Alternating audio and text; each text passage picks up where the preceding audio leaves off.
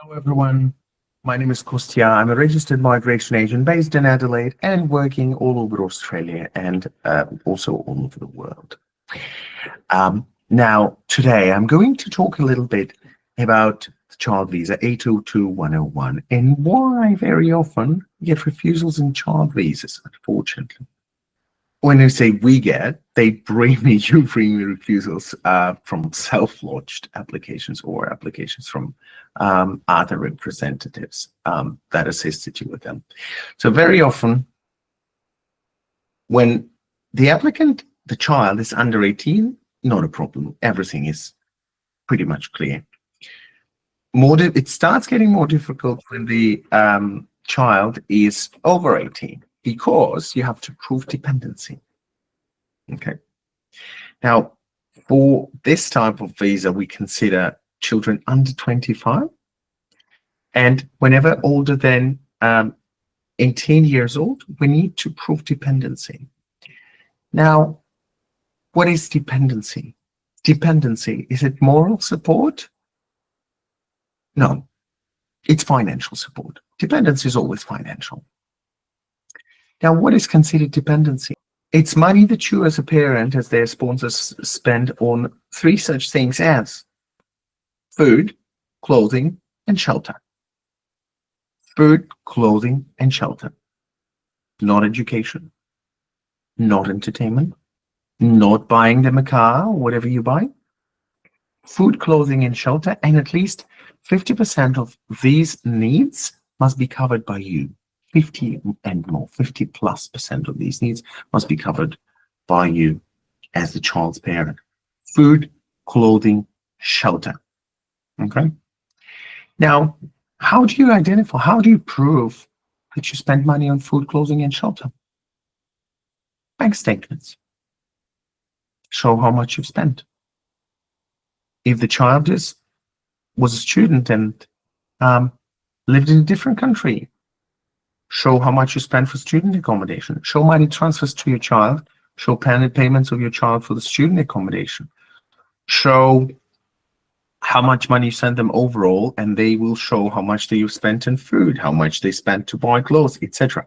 If they're not living in a foreign country, if they're living with you, show that the apartment in which you're living is also worth something. You're either paying rent and take the proportion of rent which would go to the child, or you own that place, you own that flat or house. How much would it cost if three of you live there? How much would it cost for the child to rent something 1/3 or something similar in the market for them? How much would it cost?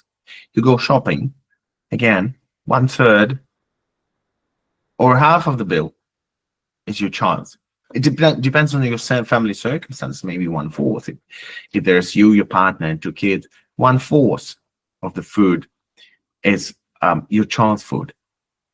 If you go shopping for clothes, or if the child goes shopping for clothes, receipts for clothes, or again, this will be reflected in bank statements.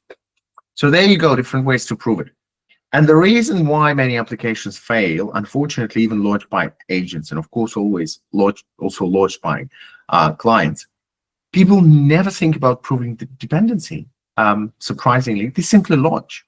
They lodge, and then they get a Section 56 request, and then they get one more, and one more, and one more, and one more, because the case officer is still not confident that they're dependent, that they are dependent on food, clothing, and shelter, only on these three things. And then people are trying to save their application, saying, I've paid X money for his university, blah, blah, blah.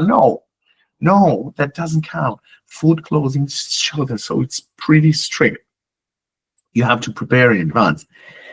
This is why if a client comes to us and says, my daughter or my son is 21 years old, I want to launch this application, we'll say first, fine, but we'll first charge part of our representation fee. Obviously, we wouldn't do it for a consultation fee, but we would charge part of the representation fee, and say $1,500 or around that dollars, to first look at whether that child is in fact dependent on food, clothing, and shelter, to look at all the receipts, to look at the living arrangements, to look at the bank statements.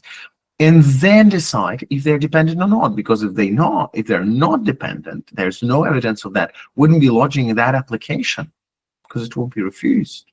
Now, it's all very simple. It's the principle, very basic principle of you get what you pay for. You get what you pay for. This is always, I'm always explaining this to my client. You would want a migration agent who is trained to do the job, who understands how to do it the right way. And this is what I always explain clients. I'm more expensive than someone else. That's fine. But then when you make your decision, you need to understand that you will pay me $1,000 or $2,000 more per application, but that you will pay for someone else potentially. But we'll get it right. We won't be lodging unless we are confident that it's going to go through successfully. We don't lodge and then we have unexpected scenarios of it turns out that the child is not dependent. We didn't explore that properly. No, wouldn't be doing that. We're trained to do it right, and this is what we're charging you for.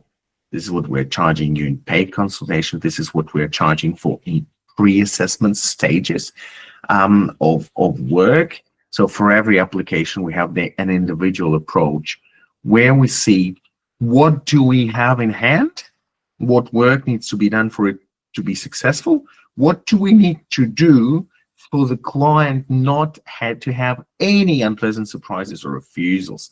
I always say you might do it, you might self-lodge, you might find a cheaper agent, up to you. But imagine you bring your child here on a visitor visa, then child visa is refused, or you bring your child on a student visa, then child visa is refused. It takes 3 to 4 years to appeal to the Administrative Review Tribunal. While you appeal, your child does not have full work rights. All their friends work, they can't. They're just waiting in the appeals tribunal for the case to be decided. You will pay more eventually for representation in the Administrative Appeals Tribunal plus the Administrative Review Tribunal, now it's called, plus the Administrative Review Tribunal fee. You will pay thousands and thousands of dollars more, plus loss of time, loss of opportunity, and a lot of stress. So this is why I'm explaining. You get what you pay for. You get a cheaper plumber. We're not sure if they do the job. You get a cheaper agent. You're putting your child at risk and your family at risk with the child visa. Sometimes payment is proportionate to outcomes. I'm afraid not all the time, but very often.